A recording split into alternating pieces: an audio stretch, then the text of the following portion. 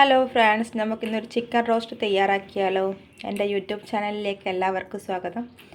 പാനിൽ എണ്ണ ഒഴിച്ച് കൊടുത്താൽ അത് ചൂടായി അതിനകത്തേക്ക് ഇഞ്ചി വെളുത്തുള്ളി പേസ്റ്റ് ചേർത്ത് കൊടുക്കാം.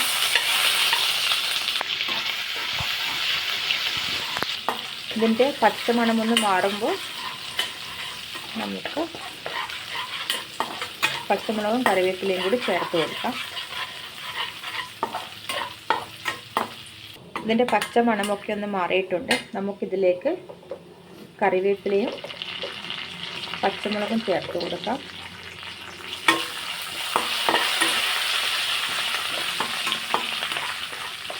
അതിനുശേഷം നൈസായി അരിഞ്ഞ് വെച്ച് സവാള ചേർത്ത് കൊടുക്കാം. ഇത് ഞാൻ 3 സവാളയാണ് എടുത്തിരിക്കുന്നത്.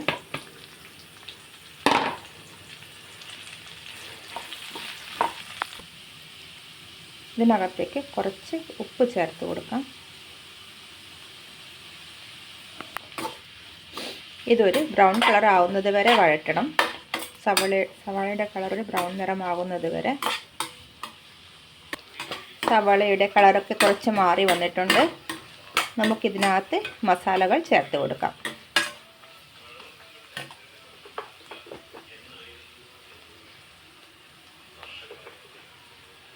2 സ്പൂൺ മുളക് പൊടി,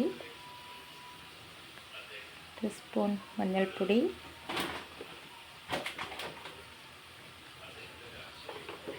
2 സ്പൂൺ മല്ലിപ്പൊടി കൂടി ചേർത്ത് കൊടുക്കാം.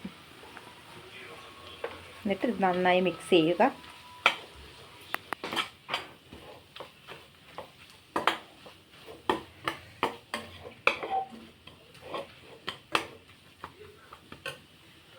മസാലയുടെ പച്ച മണമൊക്കെ ഒന്ന് മാറി വന്നിട്ടുണ്ട്. നമുക്കിതിനകത്തേക്ക് തക്കാളി ചേർക്കാം. 2 തക്കാളി ചെറുതായി അരിഞ്ഞ് വെച്ചിരിക്കുന്നതാണിത്. അതുകൂടി ചേർത്ത് നന്നായി ഇളക്കി കൊടുക്കാം. നമുക്ക് ഇതിനാവശ്യമായ ഉപ്പ് കൂടി ചേർത്ത് കൊടുക്കാം.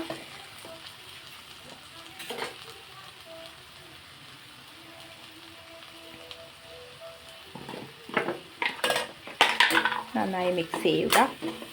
ഇനി ഇതിനകത്തേക്ക് കഴുകി വൃത്തിയാക്കി വെച്ചിരിക്കുന്ന ചിക്കൻ കൂടി ചേർത്ത് കൊടുക്കാം. ഇത് നന്നായി മിക്സ് ചെയ്യുക. ഇത് നന്നായി മിക്സ് ആയിട്ടുണ്ട്. ഇനി നമുക്കൊന്ന് അടച്ച് വെച്ച് വേവിക്കാം. ഇതിൻ്റെ വെള്ളമൊക്കെ നന്നായി ഇറങ്ങി വന്നിട്ടുണ്ട്. ഒന്ന് ഇളക്കി കൊടുത്ത് ഒന്നുകൂടി നന്നായി വെന്ത് വരട്ടെ. ഇതിനകത്തേക്ക് കുറച്ച് ഗരം മസാല ചേർത്ത് കൊടുക്കാം.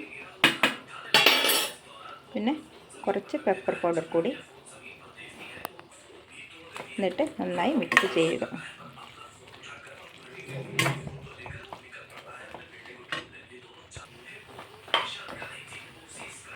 ഒക്കെ നന്നായി വറ്റി വന്നിട്ടുണ്ട്. ഇനി ഇതിലേക്ക് കുറച്ച് കറിവേപ്പില ചേർത്ത് കൊടുക്കുക. എന്നിട്ട് നന്നായി മിക്സ് ചെയ്യുക.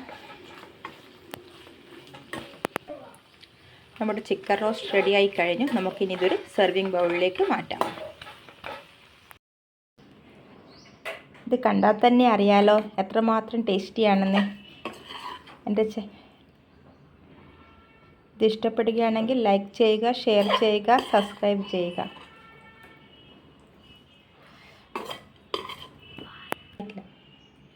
Chicken roast ready. Thank you.